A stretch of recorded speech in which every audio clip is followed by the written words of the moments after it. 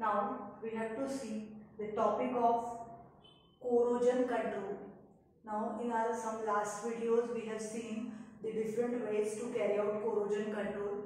So remaining from that, as there are three different methods to control the corrosion or to prevent the metal from the corrosion. Number one, it was very important, that is selection and design of right type of metal. Then second, the metallic coatings, under which we have seen the hot dipping, which is there. Then next to this, the method which is used on a large scale, which is called as a cathodic protection. Now with this cathodic protection, there is another term which is a anodic protection is also there. So now what is actually the cathodic protection is? Now we know that corrosion is carried out, generally wet corrosion is carried out in such a way that formation of two separate areas is there, and then that two separate areas, one of them is a anode and another of them is a cathode.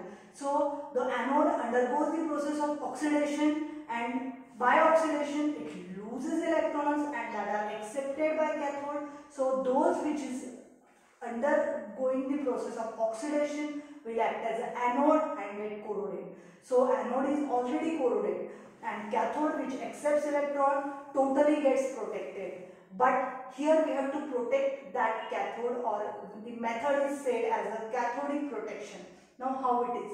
Here what we have to do, whenever there is a large pipeline, we can say, or large material which is to be protected by cathodic protection, here we have to use these two different ways. Number one, by using sacrificial anode, and another by using impressed current.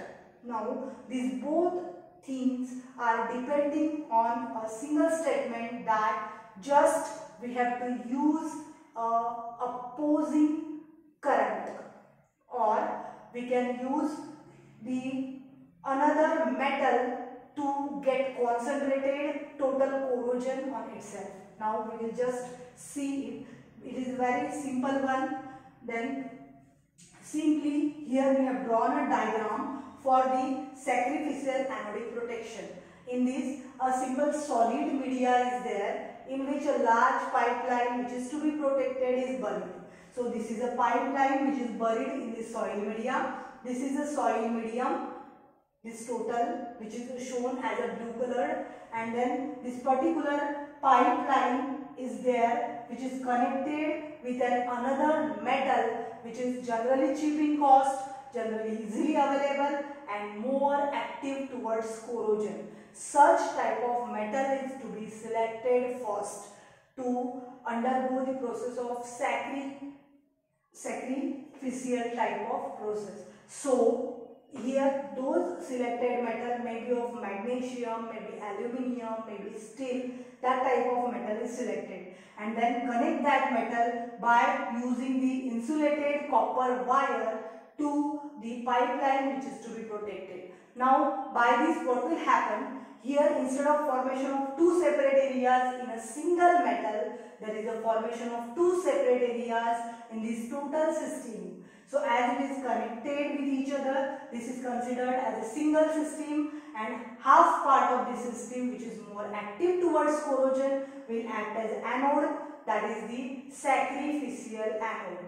And another part which is less active comparatively and which is to be protected, that is a large pipeline which is considering or acting here as a cathode. So total corrosion is concentrated on this particular anode, and that's why this anode gets totally corroded, and when it gets corroded, it is totally get converted or destroyed, converted into powder, or gets spoiled. Now so these all things are carried out by using this backfill. So as a backfill, there may be coke grease or gypsum is used. Now this backfill, it is having its particular significance, that it allows to form a current as well as in between the soil as well as in between the metal itself. So due to which more current will be formed, and in a rapid process the particular metal is protected in a large extent. So in this way the process of this cathodic protection by using sacrificial anode is there. Simply here we have to use an anode, we connect it with a pipeline which is to be protected, and just concentrate all corrosion on that particular anodic type of material. In this way this anodic material is protected by the cathodic protection. Now another method by which the cathodic protection is to be carried out is named as impressed current cathodic protection. Simply in this, those where there is a corrosion in between two metals, there is a use of a rectifier or direct current source, so that when there is a current in between these two flows, there is a just opposing current is there, and by that opposing current main current get nullified and totally there is no corrosion. So whenever there is no current, and whenever there is a no current, there is no corrosion. So that phenomena is used here by using impressed current source. Here as an anode there may use a platinum electrode, maybe graphite, high silica iron scrap, such type of metals are used there, sometimes alloy like stainless steel. So such type of materials are used there as an anode. Now, and backfill is also there like coke bridge or gypsum. Now that again backfill allows the in between that metal and this soil more current passage, and whenever this rectifier is attached or direct current source is there, the particular metal which is acting there as an anode, which is just we have fixed, and another pipeline which is acting there as a cathode.